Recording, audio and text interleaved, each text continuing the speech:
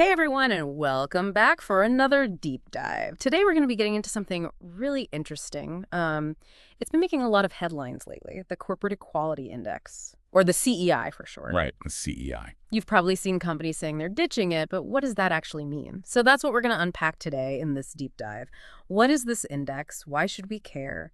And what's behind this whole backlash? Yeah, it's interesting because on the surface, it might just seem like some kind of ranking system, right? Mm-hmm.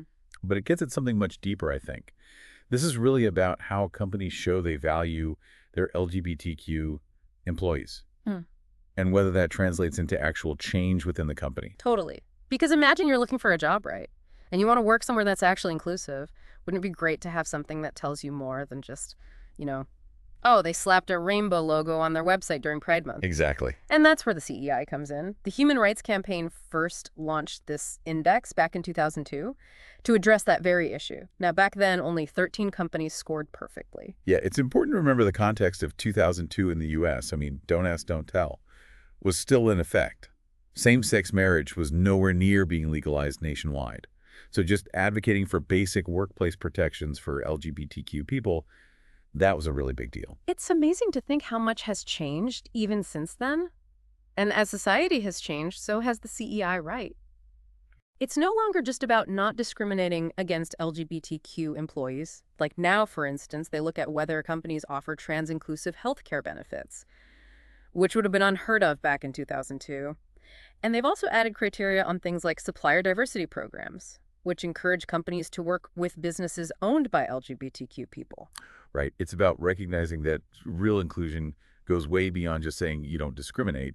It's about taking those extra steps to make sure everyone feels welcome and supported at work. Yeah, completely. So the CEI has become this, evolving kind of benchmark for how companies are doing when it comes to LGBTQ inclusion. Right. But here's where things get a little more complicated. We've seen some big companies like Ford, Harley-Davidson, Lowe's publicly distancing themselves from the index. Yeah. And it's not like this is happening in isolation. It's part of a much bigger picture.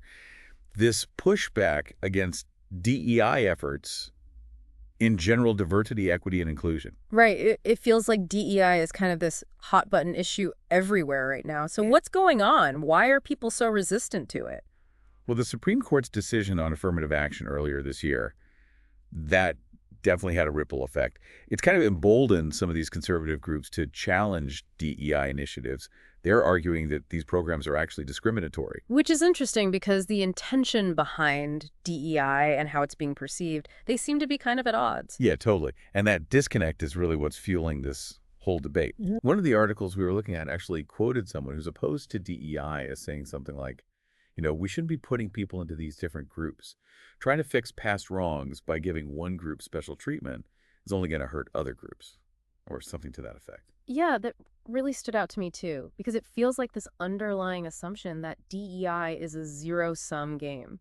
Like if one group benefits, another group has to lose out. Right. And that's just not how it works. The whole point of DEI is recognizing that.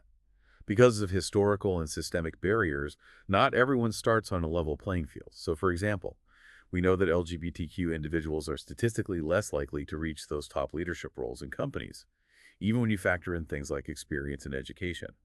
So DEI programs are designed to address those disparities and create a more equitable workplace for everyone. Yeah, I think that's such an important point. So we've talked about what the CEI is and why it matters. But I think it's important to bring this back to what does this all mean for people? Yeah, for LGBTQ people especially. The CEI has been so valuable. It gives us this way to compare companies and be like, okay, where do I actually want to work? Where am I going to feel safe and supported? Right. It takes out some of the guesswork. Exactly. So when companies start ditching the index, it sends a message. Like maybe they're not as committed to LGBTQ inclusion as they say they are. And that can have real consequences, right? Like they might have trouble attracting and keeping good employees. Definitely. And one of the articles we read even talked about how LGBTQ people have so much buying power these days. Oh, absolutely. Companies really need to be careful not to alienate an entire customer base, especially now when consumers, especially younger generations, they want to support businesses that share their values. Right. It's not just about doing the right thing. It's about smart business, too. Exactly. And then there's the whole legal side of things. Oh, right. Because some people are saying that DEI itself is discriminatory. Yeah. And that's where it gets tricky. Because getting rid of DEI programs might actually open companies up to more legal risk. How so? Well, if they don't have those protections in place, they're more likely to face lawsuits over things like workplace harassment or discrimination. Huh. That's really interesting. It's kind of like this unintended consequence. Yeah, it's complicated. It's amazing how something that started as a way to measure corporate commitment to LGBTQ inclusion Hmm. has become so complex and tied up in all these other social and legal debates. Yeah, it really speaks to how much the conversation around DEI has evolved. Absolutely. So let's do a quick recap of what we covered in today's deep dive. We started by looking at the history of the Corporate Equality Index, how it came about in a very different social climate, and how it's changed over time to address the evolving needs of LGBTQ workers. Then we talked about the recent backlash against the CEI and the arguments both for and against DEI initiatives. It's clear that this is a really nuanced issue with no easy answers, but I think that's what makes it so important to talk about. And as we wrap up, I want to leave you with one final thought. We know from tons of research that inclusive workplaces are just good for business, they lead to more innovation, higher profits, all that good stuff. So could there be unintended consequences, even from a purely financial perspective, for companies that are moving away from DEI? That's something to think about. Thanks for joining us for another deep dive. We'll see you next time.